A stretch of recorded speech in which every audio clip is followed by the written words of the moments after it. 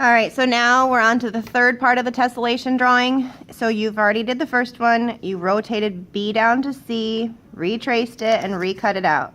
Now you're going to take this one where you just have one straight plain side, and you're going to retrace it again. So I've already done that to save a step for us. Okay, so I just laid that down, and then I retraced it. At that point, we want to focus on the straight edge here. So I'm going to go through and I'm going to find the very center of this. So I'm going to go corner to corner, and I'm going to move my fingers till they meet in the middle, and now I know this is about the center. So I'm going to make a little tiny dash where the center is. Okay, I'll make it a little bigger just so you can see it. So I make a dash there. What I want to do is come up with some kind of a design on just one half of it. So I'm going to go inside and outside one more time. So I'm going to come from the center point over to somewhere around in here.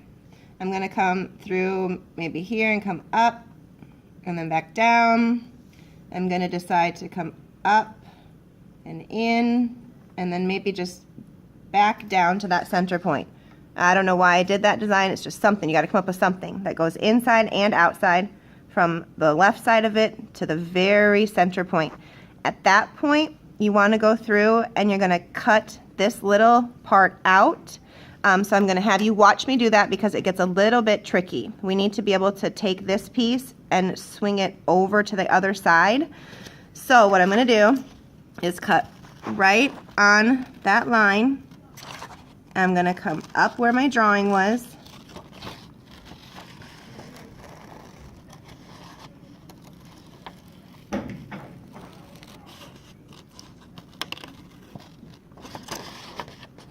And come back down to that center point.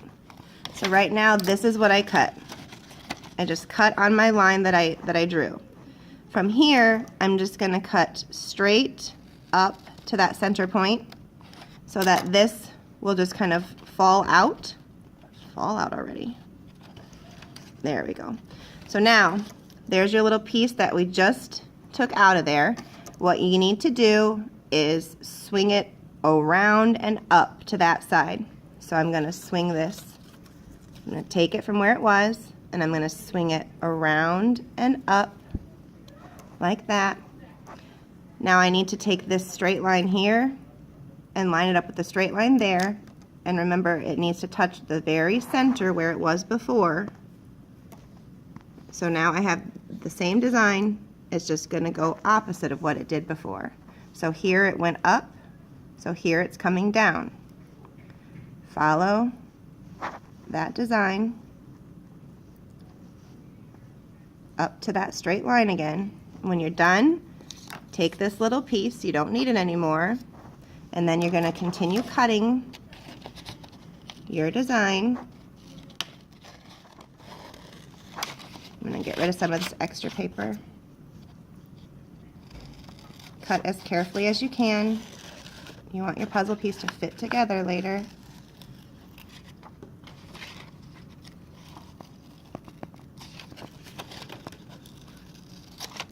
Alright, so that's how we finished out the bottom edge.